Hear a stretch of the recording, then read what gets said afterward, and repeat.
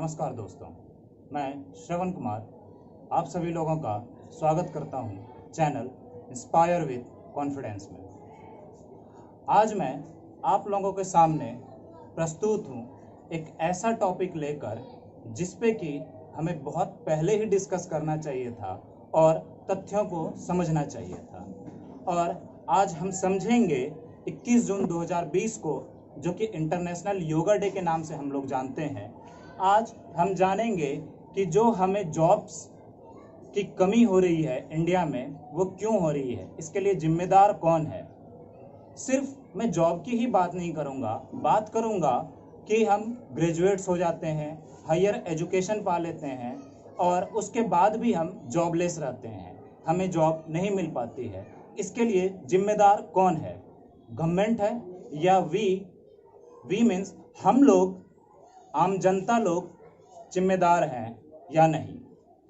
तो सबसे पहले कुछ डेटा है जो कि मैं आप लोगों को बता दूं। ये डेटा जो मैं शेयर कर रहा हूं, ये all India survey on higher education के पोर्टल पर आपको देखने को मिल जाएगा, जो कि 2018-19 की रिपोर्ट है। रिपोर्ट के अकॉर्डिंग अगर मैं बताऊं तो 1993 यूनिवर्सिटी यानी कि 1903 यूनिवर्सिटी हमारे देश के अंदर में है, जिसमें कि 39,931 कॉलेजेस हैं एंड 10,275 स्टैंड एलोन इंस्टीट्यूशन हैं। ये सारे लिस्टेड हैं all India survey on higher education के वेब पोर्टल पे। उसमें से भी मैं बता दूं कि 548 जनरल इंस्टीट्यूशन हैं। जनरल इंस्टीट्यूशन करने का मतलब है कि जो जनरल कैटेगरीज के एजुकेशन को प्रोवाइड करते हैं, और 142 टेक्निकल यूनिवर्सिटीज़ हैं, 63 एग्रीकल्चर एंड एलाइड के हैं, 58 मेडिकल के यूनिवर्सिटीज़ हैं, 23 लॉ के यूनिवर्सिटीज़ हैं, 13 संस्कृत के यूनिवर्सिटीज़ हैं एंड 9 लैंग्वेज यूनिवर्सिटीज़ हैं। और बाकी इनमें से 106 यानी कि 106 यूनिवर्सिटीज़ हैं जो कि और अदर्स कैटेगरीज पे बात करती हैं और एजुकेशन प्रोवाइड करती हैं। ये जो मैं बात कर रहा हूँ, ये हायर एजुकेशन की बात हो रही है भाइयों।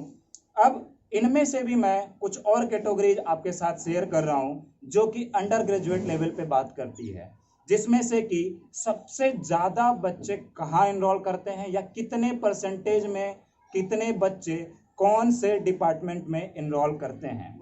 अगर मैं यूजी लेवल की बात करूं तो सबसे ज़्यादा जो हाईएस्ट इनरोलमेंट होती है वो होती है arts, humanities and social science में, और उनका परसेंटेज है इनरोलमेंट का 35.9%। साइंस में 16.5% पीपल इनरोल करते हैं।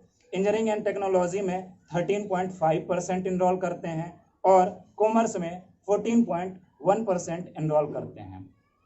अब इन रिपोर्ट्स के आधार पर मैं एक एग्जांपल लूंगा इंजीनियरिंग एंड टेक्नोलॉजी के फील्ड में, जिसमें कि 13.5% हर ईयर इनरोल करते हैं इंजीनियरिंग स्टूडेंट, यानी कि इंजीनियरिंग के लिए जाते हैं। अगर मैं बात करूं, जो कि ये भी एचआरडी मिनिस्ट्री के तरफ से शेयर किया गया है 2019 में, जो डेटा है वो है इंडिया में कुल 6,224 यानी कि 6,214 इंजीनियरिंग एंड टेक्नोलॉजी इंस्टीट्यूशन है, प्राइवेट और गवर्नमेंट को मिलाकर, जिसमें से हर एक साल 29 लाख स्टूडेंट इनरोल करते हैं, और जिसमें से ग्रेजुएट होकर यानी कि इंजीनियरिंग ग्रेजुएट हर ईयर 15 लाख स्टूडेंट निकल पाते हैं। कुछ रह जाते हैं, कुछ अपनी कमियों की वजह से, कुछ वक्त के मारे रहते हैं, जिसमें से कि अगर मैं बात करूं, जो कि बहुत बड़ी बात है दोस्तों, कि ओनली 20% जो स्टूडेंट हैं इंजीनियरिंग के, उनको कोर फील्ड में जॉब मिल पाती है। अब बात आती है कि सिर्फ 20% को क्यों मिलता है, 80% को जॉब क्यों नहीं मिल पाता?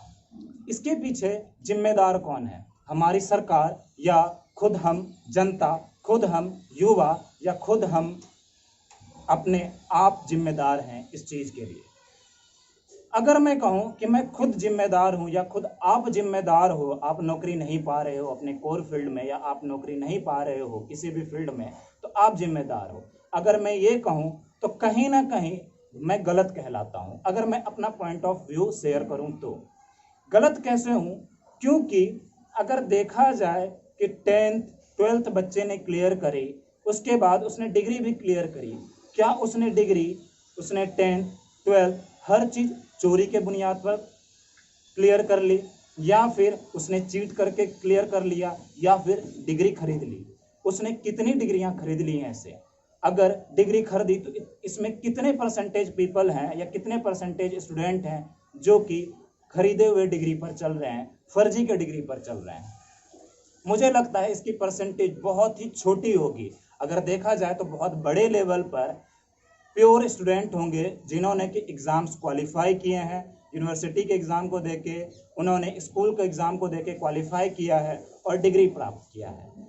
अब सवाल मेरा ये है कि जब उन्होंने डिग्री प्राप्त करी तो उसमें प्रोफेसर ने कॉपियां चेक करी होंगी जो कि एग्ज़ाम्स में स्टूडेंट द्वारा लिखी गई होंगी, और उन्होंने बखूबी उसमें अपना परफॉर्मेंस दिया होगा स्टडी का, और वहाँ से स्कोर करके उन्होंने डिग्री प्राप्त करी होगी।